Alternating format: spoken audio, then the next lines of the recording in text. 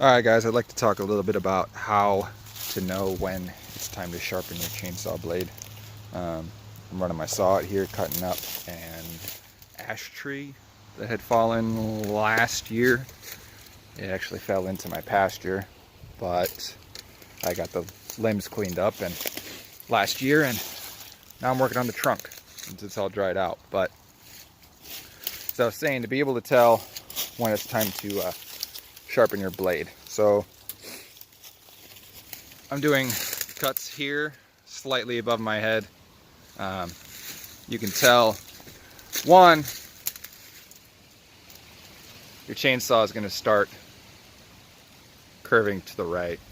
It's going to start having this slope. Even though you're cutting straight, the blade teeth are going to start going this direction. Secondly, your sawdust is going to start getting fine like this. If your saw is nice and sharp, it should be cutting off large flakes of sawdust. When it gets fine like this, you know it's time to take your blade off the bar and get it sharpened. I'm running a Husqvarna 460 Rancher with I think it's a 24-inch blade bar. Yeah, it's a 24-inch bar. I don't sharpen my own blades. It's not worth my time to do it myself. And frankly, I'm kind of trash at it. So I take them to get professionally done by someone else. Here you can see earlier in the year when the blade was new, these larger chunks of sawdust. This is when the blade was sharper, much more sharp. Some things that will rapidly deteriorate the quality and sharpness of your blade is striking the ground, for one. Dirt, soil, especially dense, wet soil like this is, will annihilate your blade.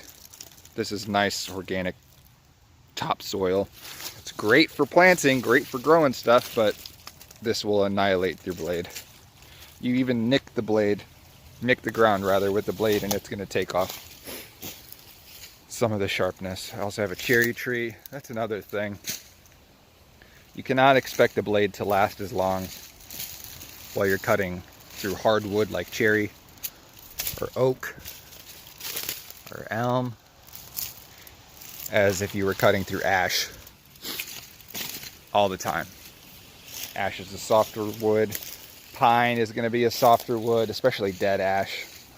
All those soft woods are going to make your blade last longer, but it's also not ideal to be burning.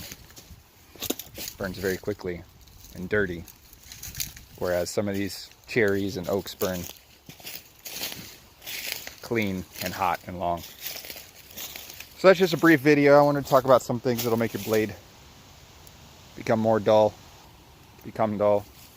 In some ways you can tell when it's time to take that blade off, that chain off, and either replace it with a new one that you have laying around and take the other one to get sharpened, or just take the one you have off, quit, and go get it sharpened. That's all I got for today. It's a beautiful day out here in October, Indiana, on the homestead.